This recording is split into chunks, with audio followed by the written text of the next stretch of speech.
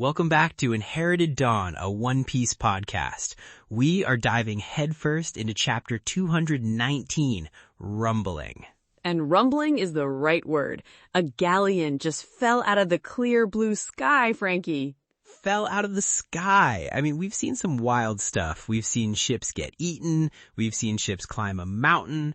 But we have never, ever seen one just drop out of the atmosphere like a misplaced meteor. The sheer physics of it, the kinetic energy, it's a super miracle there was anything left to investigate at all.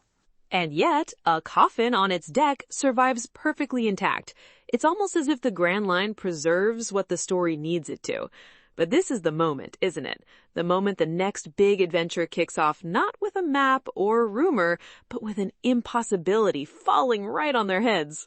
It's the ultimate hook, and the log post isn't broken. It's pointing straight up, not north, not east, up. This is it. This is the Grand Line showing its true face again. It's like it let them have a moment of peace after Alabasta, let them pick up a new crewmate, and then said, all right, break's over, remember where you are. We thought we'd seen it all with giants and island-eating goldfish. The sea is always ready to prove us wrong. It's a recurring lesson for the Straw Hats. The moment you think you understand the rules, Oda throws the rulebook into a volcano. That's what makes this the greatest adventure of all time. If you're ready to leave common sense at the dock and sail straight up with us, make sure you're following the show. You don't want to miss the ship when it takes off. A very good point. So the crew is staring at this impossible sight, a ship falling from above, and Luffy and Usopp have exactly the reaction you'd expect. Pure, unfiltered adventure brain. There's a sky island. We're going. No questions, just forward. It's not even a debate for them. It's an observation that immediately becomes a fact in their minds. A ship fell from the sky, therefore there must be a place in the sky for ships to be. A to B, simple. Luffy gives the order, and that's that. You gotta love a captain who sees the impossible and just calls it the next destination. A very good point. So Sanji is quite reasonably pointing out that ships do not fly.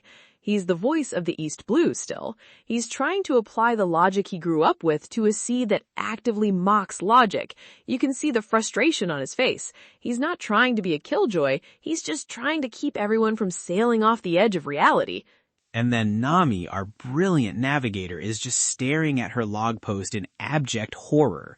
This little device is her Bible. It's the one constant, the one tool that has guided them through every storm and every monster. And now it's telling her to do something that breaks the fundamental laws of her profession. It's like a carpenter's level suddenly telling him that gravity is sideways. It's a crisis of faith for her. It is, but then Robin, our Robin, shuts Luffy down not to dismiss the idea, but to properly consider it. She doesn't say, that's impossible. She says, wait a moment, Captain. It's a crucial distinction. She's not questioning the destination, she's questioning their readiness. And this is why she's the perfect addition to this crew. She's the anchor of logic, but her logic is built for the Grand Line. It's a different operating system. She tells them flat out, you never, ever deny a log post. If something has to be wrong, it's your own common sense. This should be a bumper sticker on the Going Merry. It's a foundational rule for surviving in these seas. The laws of nature are suggestions, but the log post is absolute. She says wherever it points, there is an island, period. She's not just a historian, she's a Grand Line survivalist. She's lived in the shadows of this world for years. She knows which rules you can bend and which ones will break you. The log post is an unbreakable one. And Nami is just shaking it, like trying to reset a broken compass. You can feel her navigator brain short-circuiting, but the needle doesn't budge. It is locked on, pointing to the heavens. It's a beautiful panel, seeing her complete disbelief clash with Robin's calm acceptance. It's the old world meeting the new. While the others are debating physics and philosophy, Zoro is just watching Luffy and Usopp already climbing all over the wreckage. He has this detached curiosity. He's not panicked, he's not excited, he's just observing. He asks Chopper what they're doing, and Chopper's reply is just perfect. So simple. They're having an adventure. That's it. That's the whole thesis statement for the Straw Hat Pirates. While everyone else is trying to figure out the how and the why, Luffy is already on the ground, or in this case, on the wreckage, living it. He's experiencing the mystery firsthand, not theorizing about it from the deck. It's a beautiful moment of character. It shows that Chopper, despite his own anxieties, fundamentally understands the spirit of his new captain and crew. He gets it. Zoro's reaction is also telling. He just gives a little, He accepts it. He's not going to join in their game, but he's not going to stop them. It's their role to dream, and it's his role to cut down whatever stands in the dream's way. The division of labor is clear. Exactly. The crew is an ecosystem, and everyone has their niche. Luffy and Usopp are the explorers, Nami is the guide, Sanji is the provider, Zoro is the guardian, and Chopper is the heart. And now, Robin has arrived to be the brain. And we see that brain get to work immediately. While they play, our Robin gets to work. She finds a coffin, opens it without a hint of squeamishness, and pulls a skull from the sinking ship. And right away, she's in her element. It's like a switch flips. The rest of the crew sees a creepy skeleton, but she sees a puzzle box. Sanji sees the holes in the skull and thinks it's battle damage. He defaults to violence, to a fight. But Robin immediately identifies it as trepanation, an ancient surgical practice. Chopper, the doctor, backs her up, noting how old the method is. This is a great little moment that validates both of their expertise. Chopper recognizes the medical history, but Robin knows the cultural history. She sees the bigger picture, and then she just lays out the entire history of this person from a single bone. It's breathtaking. I want to slow down here because this is one of the most incredible character introductions in the whole series. She doesn't just say he's old. She deduces he died in his 30s, about 200 years ago, probably from sickness based on the trepanation. Then she identifies the rubber oil on the body as a preservative used by exploration ships from the South Blue. Who even knows that? A person who has spent their entire life devouring every scrap of information they can find. This isn't just trivia for her. This is her weapon. This is her survival tool. Knowledge is power, and she might be the most powerful person on the seas in that regard. She's like a living poneglyph. She is. And then the final piece. She even pulls out one of her books and finds the exact ship, the Saint Briss from the Briss Kingdom, which set sail 208 years ago. In the span of about 2 minutes, she has identified the ship, its origin, its age, its purpose, and the life story of one of its crew members, all from a single skull and some preserved remains. Nami's face in that panel says it all. It's a mixture of awe and terror. She's just seen a superpower that's completely different from brute strength or a devil fruit. It's the power of pure intellect and preparation. This is what makes her one of the most powerful members of the crew. It's not just the Hana no Mi, it's her mind. She looks at a 200-year-old skeleton and just reads its life story. As a shipwright, I respect blueprints and knowledge, but this is a whole other level. Nami is speechless. And Robin's response is so perfectly her. Dead bodies are full of information, though they do not talk. It's so matter-of-fact, almost chilling. She's not being morbid, she's just stating a truth. The past is a library, and she knows how to read every book. For her, this skull isn't a person anymore. It's a historical document. Exactly, but the library is sinking. The Saint Briss is going down, and Luffy and Usopp are still goofing off on it, trying to do the wave as it sinks. It's hilarious and also incredibly stressful. Nami finally loses it and starts yelling at them. Her navigator's instincts are screaming about the danger of a sinking vessel, and they're treating it like a ride at an amusement park. Which leads to Usopp having to save a drowning Luffy because, of course, the captain, a hammer in the water. It's a moment of levity, but it's also a constant reminder of Luffy's core vulnerability. He is a man of the sea who cannot survive in it. He needs his crew for everything, even for something as simple as not drowning. But he comes back with treasure, and this is so key. He didn't just find some gold or jewels, he found something way better. He found the answer. He holds up a piece of paper, and on it is a map of a sky island, a map of Skypiea. And suddenly, it's real. The dream of the Sky Island, the thing they were all questioning just moments ago, now has a name. It has a shape. Robin's logic proved an island in the sky must exist, and Luffy's adventurous spirit found the proof. It's a perfect synthesis of both of their approaches. The pure joy on Luffy, Usopp, and Chopper's faces, that's the payoff. That's the spirit of this crew. They believe and the world provides.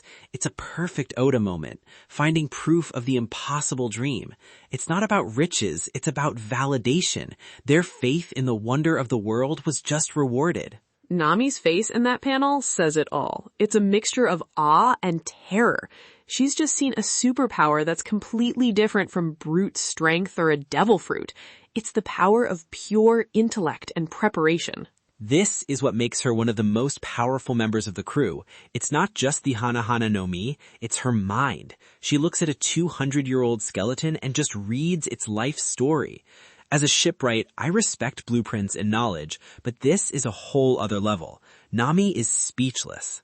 And Robin's response is so perfectly her. Dead bodies are full of information, though they do not talk. It's so matter-of-fact, almost chilling. She's not being morbid, she's just stating a truth.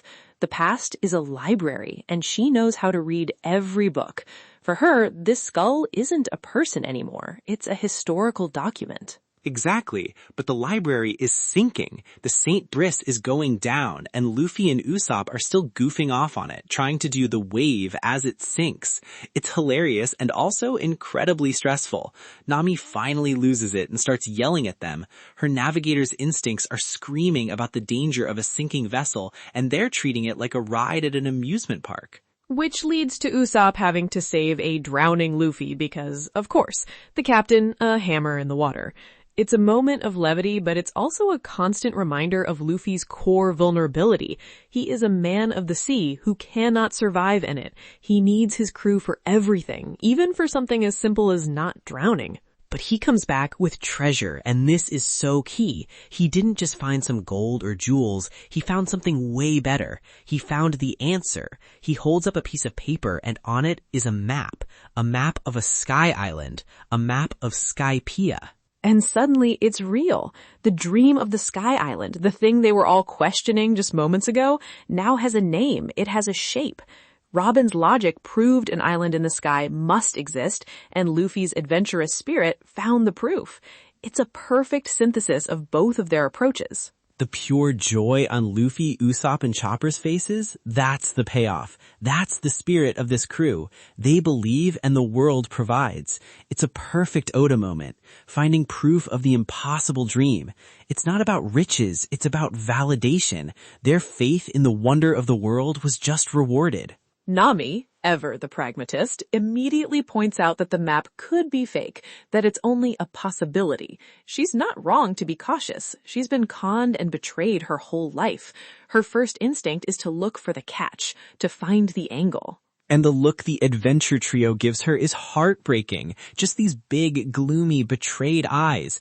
Oda is the master of these reaction faces. It's so funny, but you feel their pain. She just crushed their whole world for a second.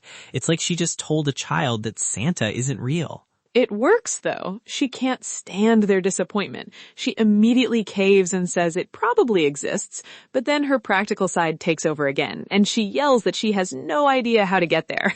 It's a wonderful, chaotic mess of emotions. She wants to believe with them, but her brain is screaming about logistics. Which starts a huge fight with Luffy. He just yells back that she's the navigator, so she has to figure it out.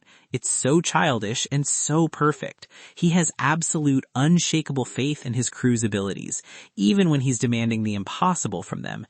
He doesn't see it as a burden he's placing on her. He sees it as a vote of confidence.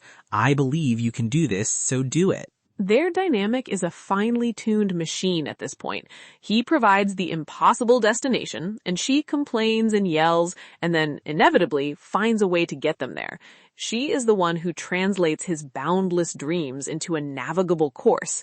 He is the compass that points to adventure, and she is the one who has to draw the map to get there. After she beats him up a little, of course. Classic Nami. The percussive maintenance on the captain is a required step, but she lands on the right answer, the one Robin suggested from the start. They need more information, and that information is at the bottom of the ocean. The ship has already sunk, Usopp points out, but Nami has a solution. Salvage it. A bold plan considering they have no formal equipment and are in the middle of the most dangerous sea in the world. Zoro just immediately shuts it down. Impossible. No hesitation. He's a pragmatist too, but in a different way. He assesses a situation based on their current tools and abilities, and from a purely logical standpoint, it is impossible. But for Luffy and Usopp, they've already got a fishing rod and a net out. They hear salvage and their brains just go, new fun activity. They don't think about the how, they just start doing. Chopper asks what salvaging is, and Robin explains it's the process of recovering a sunken ship. And then she adds, with her typical calm confidence, that it is possible for them. She overrides Zoro's impossible. And she's right, because she's not just factoring in their equipment, she's factoring in the monstrous, reality-defying power of the 3 strongest members of their crew. Of course it is, because they have the monster trio, and they have Usopp, the greatest inventor in the East Blue, who whips up these incredible barrel diving suits for them. Let's talk about these for a second. The octopus barrel system. This is peak Usopp. Using nothing but spare wood, rope, and probably some bubblegum and hope, he creates functional deep-sea diving apparatuses. He even rigs up a sound connection so they can communicate from the surface. The man is a genius. They look ridiculous, but you have to admire the craftsmanship. It's a testament to the crew's resourcefulness. They don't need a state-of-the-art submarine. They have Usopp and some barrels. And for them, that's enough. The 3 of them get lowered into the deep, and Nami asks for a sound check, and the first reports from the bottom are not great. It's played for comedy, but it's also legitimately tense. The darkness, the pressure, the unknown. Luffy says there are lots of monsters. Zoro asks if they've stumbled into a den of giant sea snakes. Sanji just calmly states that one of them is looking right at them. Each report perfectly matches their personality. Luffy is excited by the quantity, Zoro is identifying the threat, and Sanji is cool and unfazed. And Nami's response is the coldest thing I've ever heard. She just goes, okay. No panic, no follow-up questions like, what kind of monsters, or are you in trouble? Just, okay, they'll handle it. This is a massive moment of character growth for her. Usopp is freaking out, and for good reason. He's voicing the audience's reaction. But Nami has total faith. This is post-Alabasta Nami. She watched these 3 men take on a warlord and his entire organization to save a country and her friend. She saw Zoro cut through steel, Sanji defeat a master of disguise in combat, and Luffy literally punch through a city to beat a Logia user. A few giant sea snakes are just another Tuesday for them. It's a testament to how much they've been through together. Her trust in them is absolute now. She's not just their navigator anymore. She's their field commander in moments like this. She's managing the operation from the surface, and she knows the assets she has deployed are more than capable of handling any unforeseen circumstances. No matter what's down there, they've got it. But just as they're settling in for the salvage operation, something new appears on the surface. A strange song and a strange ship. The mood shifts from tense to bizarre. Oh man, the Masira Pirates. This is pure Oda. This big ape-like guy, Masira, leading a crew of what look like other monkey men, all singing about salvage. His ship is wild too. It's got this giant crane arm and a cage, more like a piece of industrial equipment than a pirate vessel. It's so unique. He declares the area his territory and says anything that sinks there belongs to him. He's a 23 million belly bounty, so he's not a total nobody, but he doesn't exactly scream threat. He's in that Arlong Krieg bounty range, which for our crew at this point is not particularly intimidating. He really doesn't. He demands to know what the Straw Hats are doing, puffing out his chest and trying to be all tough. And Nami, instead of being intimidated or preparing for a fight, just says she has a question for him. This throws him completely off. He's trying to be a big, scary pirate captain, and Nami is treating him like a local information booth. Her priorities are locked on the mission, getting to Skypiea, so this new pirate crew is just a potential resource, not a threat. And the conversation that follows is gold. She asks if they're here to salvage the straw Briss, but he mishears salvage as sarugis, which is close to saru, the Japanese word for monkey. And it sets him off on this tangent. He asks if she thinks he's an awesome monkey, which he then has to explain means manly. It's a word he just made up. He's so insecure about his ape-like appearance that he's invented a whole new vocabulary to make it sound cool. The crew pointing out that awesome monkey isn't a real word while this giant pirate captain blushes and gets flustered is peak One Piece comedy. Oda can introduce a potential antagonist and have them completely disarmed by a linguistics debate. It's brilliant. It strips away all the tension and just makes the whole encounter hilarious and unpredictable. After they clear that up, Usopp asks again if they plan to salvage the St. Briss, and Masira confirms they are. He calls himself a pro at it. He even lets the Straw Hats watch, since a salvage is a rare sight. He seems proud of his work. He seems like a decent guy, if a little simple. He's not really a villain, he's just a working man of the sea. His piracy seems to be more about his salvage business than about raiding towns. But then things take a turn. One of his crewmates surfaces badly injured. Masira's first guess is a Sea King, a standard danger of the Grand Line. But his man says no. Someone underwater did this. A person. And of course, Masira immediately looks at the Straw Hats. The tension snaps right back. You can see Nami and Usopp starting to panic, trying to explain that it wasn't them. From his perspective, it makes perfect sense. They're the only other people around, and they have people underwater. But Masira surprises them again. He doesn't accuse them, he just warns them that there are dangerous people underwater and then gets back to his business. He's more focused on the salvage than the attack. They are so relieved. Usopp and Nami just breathe a sigh of relief that this guy is, as they put it, an idiot. He's so focused on his salvage that he doesn't even connect the dots. Or maybe he's not an idiot. Maybe he understands these waters better than we think. Perhaps attacks from unseen forces are common here. He knows there are other, more dangerous things in the deep than a few rookie pirates. His lack of concern might stem from experience, not stupidity. That's a good point. He seems more annoyed that something is interrupting his work than he is about a potential rival crew. He just orders his own crew to start the salvage, to use his giant hook to pull the whole ship up. It's a brute force approach. And the chapter ends with a shot of our three boys, the monster trio, deep underwater, surrounded by darkness and who knows what else, just as this giant hook is about to come down from above. Such a great cliffhanger. We know they're tough, but we have no idea what they're up against down there. There's an unknown aggressor, giant sea creatures, and now this massive salvage operation happening right on top of them. This is getting good. I also think it's worth mentioning Oda's author comment for this chapter.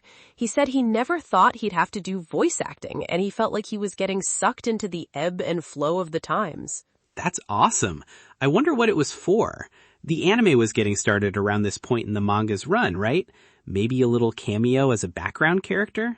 That's the creator's passion right there. He's so deep in his own world, and the success of it is pulling him into new experiences, just like his characters. It's a nice little glimpse behind the curtain. Even the master storyteller gets pulled into new adventures.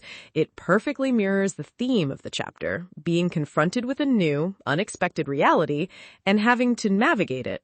A perfect parallel to what's happening in the chapter itself. A whole new adventure is starting, and it's pulling everyone in, whether they're ready or not. The sky is the destination, but the key is at the bottom of the sea. It's poetry. I cannot wait to see what's in that sunken ship. That's where the real answers are. And what's waiting for them in the depths. The St. Briss didn't just fall from the sky for no reason. There's a mechanism at play here, a phenomenon that links the sea and the sky, and I suspect it's not a gentle one. Man, I love this manga. What a chapter. The mystery of the sky, a 200-year-old ship, a ridiculous new pirate crew, and our boys about to throw down at the bottom of the ocean. Super. Just perfect. Agreed. It feels like the start of truly something grand, on par with entering the Grand Line itself. A whole new axis of adventure has just opened up. It really does. All right, before we get into what we think happens next, let us know what you think of Masira and his crew. Are they friend or foe? A gag or a serious threat? Drop a comment below. We read every single one. I'm very curious to hear the theories on this one. Okay, predictions for Chapter 220. What do you have, Franky? Okay, prediction 1. The thing that attacked Masira's crewmen is some kind of giant sea turtle or maybe a colossal crustacean, something with a massive, durable shell. The monster trio is going to beat it, and in the process, they'll realize its shell is made of a material that can withstand incredible pressure. It's going to be the key to whatever shoots them up to the sky. They're going to end up using the monster itself as part of the ship, a Franky-style upgrade before Franky even joins. That's incredibly specific. using a natural element to overcome a natural obstacle. I like it. It feels very in tune with the themes of the Grand Line. Franky prediction 2, Masira is going to completely fail at his salvage attempt. His big hook is going to get tangled, or the sea monsters will be too much for his crew. He'll be about to give up in frustration when Luffy, Zoro, and Sanji resurface, having single-handedly cleared the area and probably tied up the St. Briss with a few sea snakes. They'll offer to help him, and he'll be so impressed and dumbfounded that he becomes a temporary ally, a classic Straw Hat recruitment through sheer overwhelming competence. Turning a potential rival into a friend by solving their problems on a whim. That feels very plausible. My turn. Lay it on me. Prediction 1. We're going to learn more about this part of the sea from Masira. He isn't just a salvage expert by chance, he's a specialist. This specific area is a known ship graveyard because of a recurring, dangerous natural phenomenon. Something that throws things up and brings them crashing down. He's here to profit from the wreckage it leaves behind. The phenomenon is the key to reaching Skypiea, and he knows about it, even if he doesn't know the destination. So he's not an idiot, he's an opportunist. He's found a niche market in the Grand Line's weirdness. I can see that. That would make him a much more interesting character. Exactly. And my second prediction, the being underwater is not a simple sea beast. It's intelligent. The attack on Masira's diver was precise, and it happened as they were approaching the St. Briss. I believe it's guarding the wreckage specifically. When the monster trio approaches the ship, it will reveal itself, and it won't be an animal. It will be humanoid. Maybe someone connected to the Sky Island's past, or something else entirely. Another player in this game we haven't met, who lives in the dark. Ooh, a guardian of the Sky Island's secrets, hidden in the depths. That's got some serious weight to it. So there are forces on the surface trying to get the ship, and a force in the deep trying to protect it. I like that a lot. Another mystery on top of the pile. This is the Grand Line. The pile of mysteries is the whole point, and we are just getting started on this one.